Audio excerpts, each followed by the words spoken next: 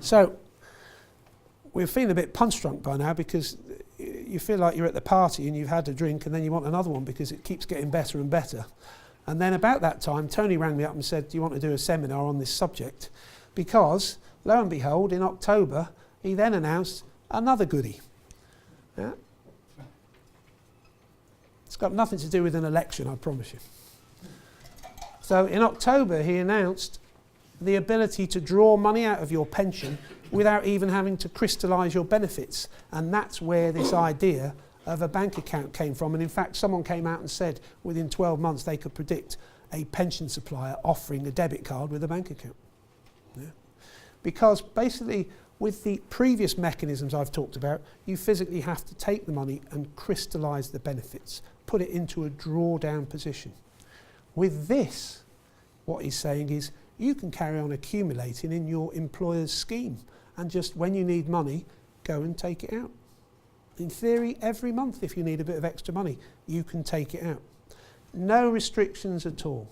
And you don't actually have to formally crystallise. In other words, you don't have to go through the process of moving the money from the existing plan into one that allows crystallisation.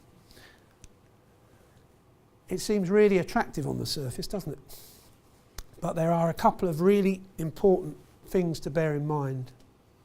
And the main issue here is if you take any money out using this particular approach, you take out some as tax-free cash and you take out the rest as income.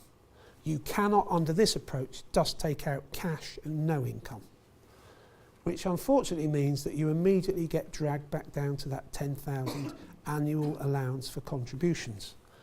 And to demonstrate that is a final example on this one. Joel is 55 and he is a member of his employer's pension. He wants £45,000 for a new car. And you might laugh, but you can see it happening. Yeah? Because if that pension scheme is like a bank account, people will use it as such. Yeah?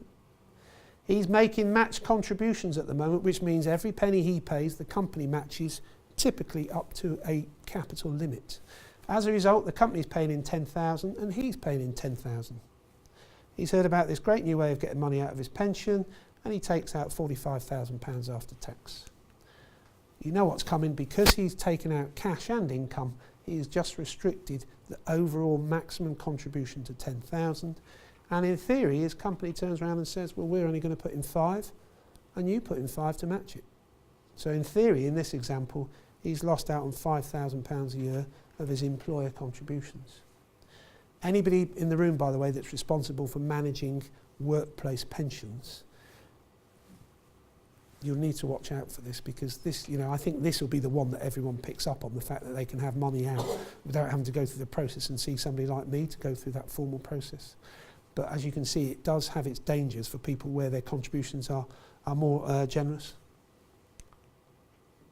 So to summarise, from April the 5th, 2015, you will still be able to buy an annuity, and for many people, the guarantees of annuity will be more than enough, and they will go down that road. You will be able to have flexible access drawdown, which is, I've put newish there. Some of the benefits of flexible drawdown have been available for a very small, limited number of clients already. You've got this new uncrystallised funds where you take the money straight from the scheme whilst you're still in it. And you have a fourth type of option, which we haven't gone into, there's not enough time really today, called scheme pension.